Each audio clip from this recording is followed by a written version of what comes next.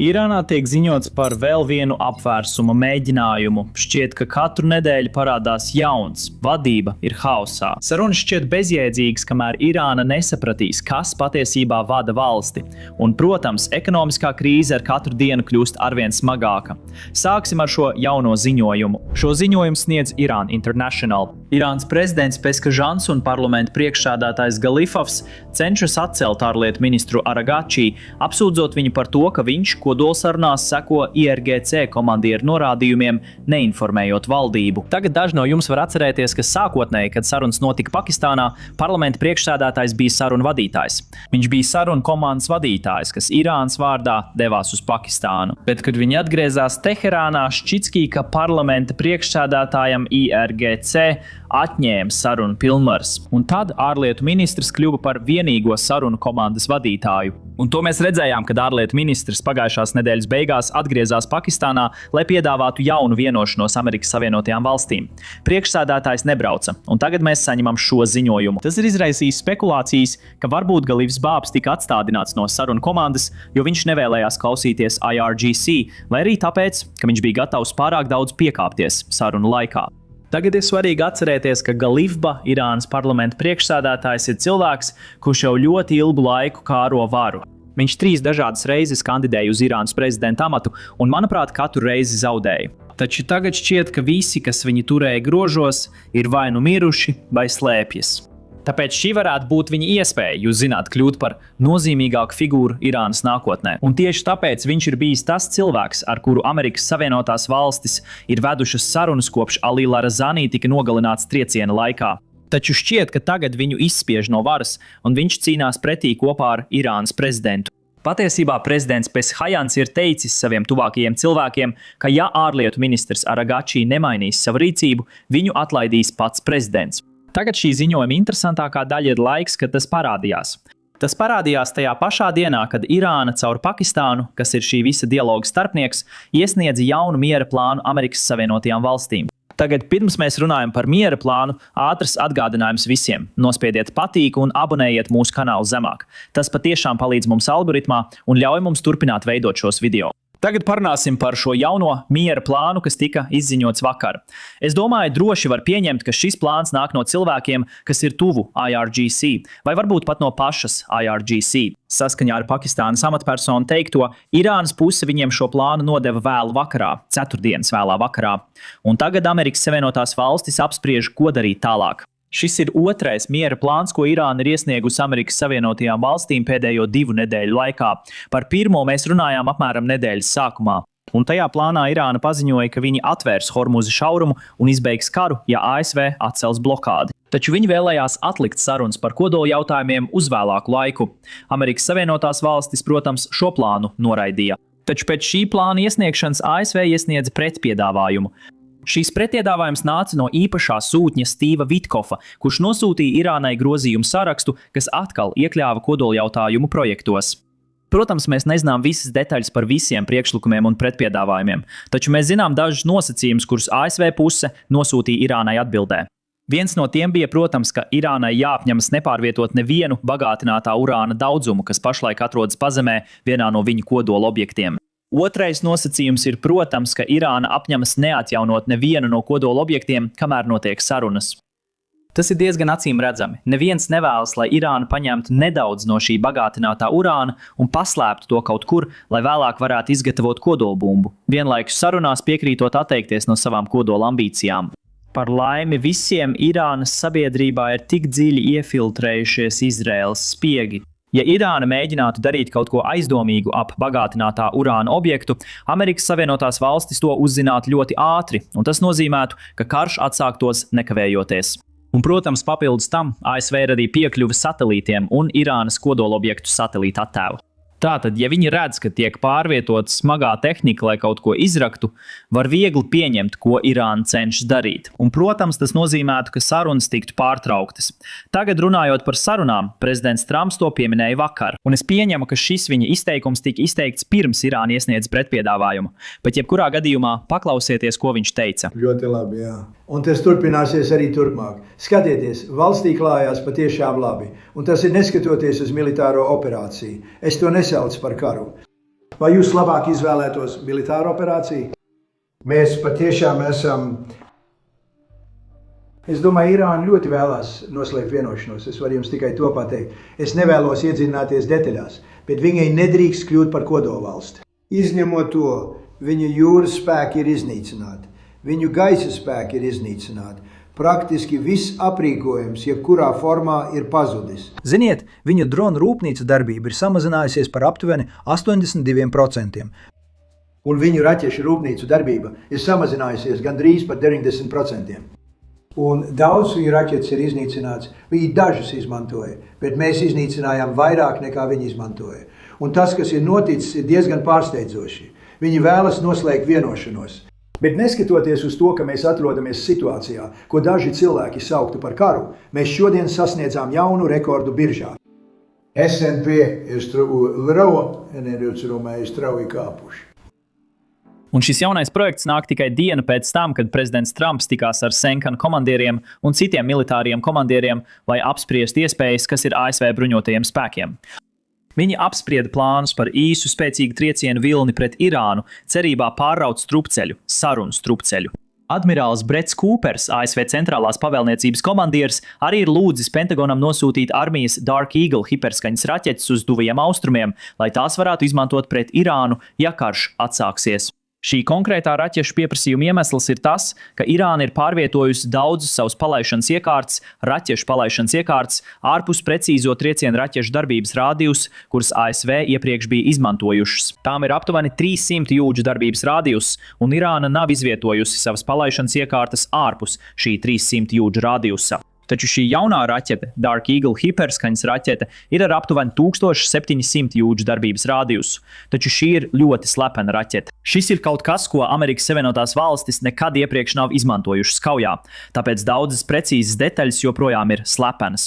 Saskaņā ar Bloomberg ziņoto par šo, ir baumas, ka Amerikas Savienotajām valstīm līdz šim ir tikai 8 šādas raķetes. Tās tika izveidotas, lai cīnītos pret Ķīnas un Krievijas modernajām pretgaisa aizsardzības sistēmām, un tās izgatavoja Lockheed Martin. Katra raķete maksā apmēram $15 miljonus, un baterija, kas tiek izmantota šo raķešu palaišanai, maksā apmēram $2,7 miljardus. Katra. Tātad, ja karš atsāksies, es pieņemu, ka šīs raķetes tiks izmantotas, lai iznīcinātu jebkādas pretgaisa aizsardzības sistēmas vai palaišanas iekārtas, par kurām Amerikas Savienotajām valstīm ir informācija. Un tad, protams, ASV ļoti ātri nodrošinās gaisa pārākumu Irānas teritorijā. Nesen notika arī slēgta klasificēta brīfinga sēde daudziem senatoriem, kurā aizsardzības departaments dalījās ar plāniem par to, kas varētu notikt, ja karš atsāktos. Tas, protams, nenozīmē, ka tas noteikti notiks, bet gan to, kādas iespējas ir ASV, ja sarunas nevirzās uz priekšu. Senators Blumentāls piedalījās šajā sanāksmē un pēc tās beigām dalījās ar dažām detaļām. Paklausieties. Mēs tikko redzējām jūs tajā karstajā diskusijā, senator. Tātad starp militārajām iespējām, par kurām, kā mēs saprotam, prezidents tikko tika informēts, un jūs dzirdējāt Kristiāna ziņojumu, ka aizsardzības sekretārs un Marko Rubio joprojām ir tur. Bet mēs saprotam, ka tās bija īsa un spēcīga triecienu sērija pret Irānu, cita starpā, kā arī iespējams Hormuza šauruma daļas pārņemšana un kaut kas tāds, kas varētu iesaistīt ASV sauszemes karaspēku. Vai jūs uzskatāt, ka šobrīd pastāv saskaņota stratēģija, kad dzirdat, ka prezidentam šovakar tiek piedāvātas šādas iespējas?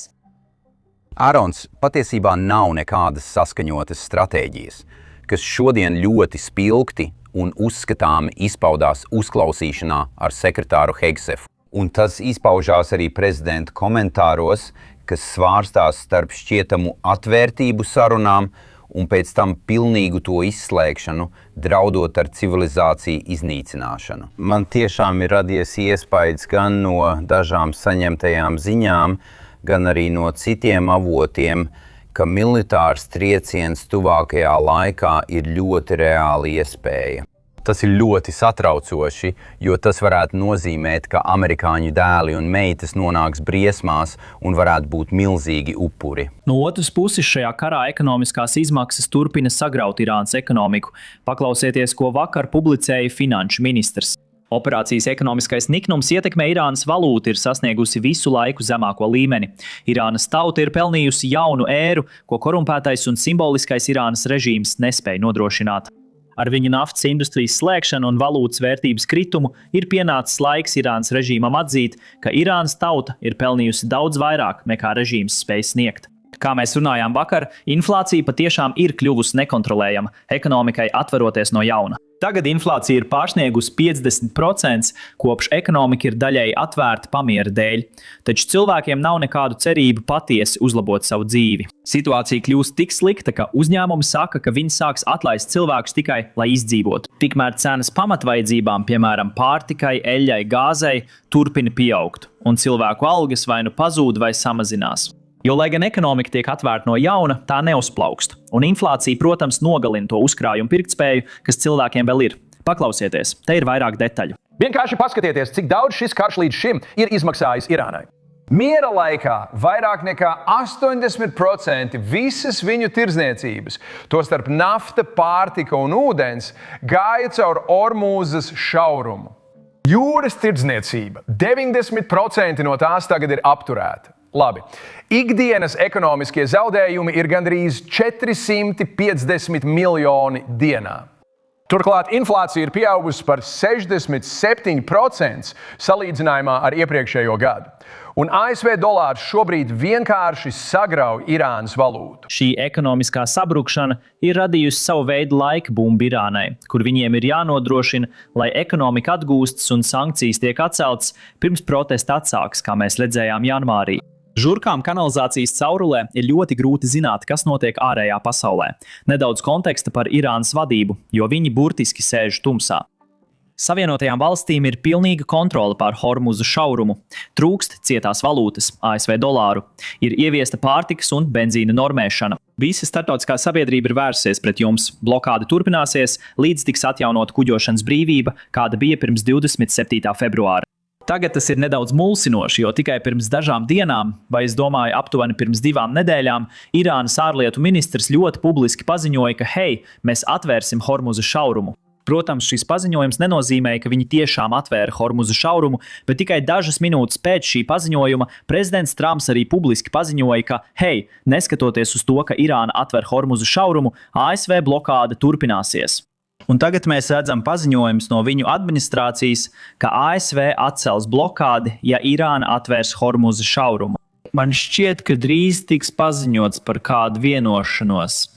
Protams, Irāna vēlas atvērt Hormuza šaurumu, ja blokāde tiks atcelta, taču viņi nevēlas apspriest kodolprogrammas jautājumu. Es pieņemu, ka Amerikas Savienotās valstis visticamāk vēlas kādus piekāpšanos kodola jautājumām, un tad blokāde tiks atcelta un Hormuza šaurums tiks atvērts. No Irānas skatpunkta viņi patiešām vēlas, lai blokāde tiktu atcelta. Protams, var diskutēt, cik ilgs laiks paies, līdz mēs sāksim redzēt blokādes negatīvās sekas Irānas naftas industrijā, bet nevar apgalvot, ka šīs negatīvās sekas nepastāv. Ir skaidrs, ka Irānai ir problēma, ar kuru tai jātiek galā. Varbūt tas būs pēc 2 mēnešiem vai pēc 2 nedēļām. Neviens precīzi nezina laika grafiku, izņemot Irānas vadību. Un, protams, viņi nevēlās būt atklāti par to, jo tad otra puse precīzi zinās, cik ilgi viņiem jāturpina blokāde, pirms Irāna kļūst izmisusi. Tāpēc paskatīsimies, kas notiks tālāk. Vakar prezidentam Trumpam arī tika uzdots jautājums par nāves sodiem, kas joprojām notiek Irānā. Paklausieties viņu komentārus. Jūs iepriekš esat saucis šo par jauno režīmu Irānā, bet es katru dienu runāju ar irāņiem, un viņi man saka, ka tie ir tie paši cilvēki, kas viņus ir nogalinājuši, sodījuši ar nāvi, apspieduši. Es runāju ar viņiem arī sakaru atslēguma laikā, un viņi vēlējās, lai es jums uzdotu šo jautājumu. Un otrkārt, valsts sekretārs Marko Rubio, kāpēc viņš nav iesaistīts šajos jautājumos? Viņš ir ļoti iesaistīts. Marko visu laiku ar viņiem pilnībā apspriežās. Tagad paskatieties, Irāna pēdējo 2 mēnešu laikā ir nogalinājusi 42,000 cilvēku protestētājus. Viņi grasījās nogalināt 8 sievietes, kuru dzīvības es izglābu. Un es novērtēju, ka viņi to neizdarīja. Es viņiem lūdzu to nedarīt. Viņi to neizdarīja. Viņi gatavojās pakāt šīs sievietes. Viņi grasījās pakāt 8 skaistas sievietes, kas piesaistīja daudzu cilvēku uzmanību. Cilvēki par to runāja. Ziniet, tas bija neiedomājami. Jūs redzējāt šos 8 skaistos cilvēkus, un viņus tajā vakarā grasījās sodīt ar nāvi. Tas bija pirms nedēļas. Un es ļoti ātri piezvanīju un teicu, nedariet to, nedariet to. Visa pasaule vēro, nedariet to. Un viņi to neizdarīja. Es to novērtēju. Laikam 4 atbrīvoju, un pārējos 4 atbrīvos pēc mēneša. Viņi bija gatavi tikt sodīti ar nāvi tajā naktī. Tātad viņi rīkojās stingri. Zini, viņi novāca cīkstoni, viņi viņu nogalināja. Viņi nogalināja pārējos, viņu komandas biedrus. Viņš arī bija pasaules čempions cīkstēšanā. Viņš bija lielisks cīkstons, lielisks, talantīgs cīkstons. Viņi viņu nogalināja, jo viņš protestēja, viņš runāja, viņš necīnījās, viņš izteicās negatīvi par režīmu, un viņi viņu nogalināja. Viņi viņu sodīja ar nāvi kopā ar viņa draugiem. Viņi nogalināja 42,000 cilvēku. Tātad, kad jūs tā sakāt, viņi saka, ka es daru to pašu, bet es to nedaru. Es cenšos glābt šo valsti noteiktā veidā. Un neviens to nekad nav redzējis. Padomājiet par to. Viņi nogalināja 42,000 nevainīgu, neapbruņotu cilvēku, kuri protestēja. 42,000. Un viņi saka, ka šis skaitlis ir daudz lielāks. Tā ir skarba grupa, bet mēs viņus esam sagrāvuši. Un viņa ekonomika ir katastrofa. Tad redzēsim, cik ilgi viņi izturēs. Redzēsim.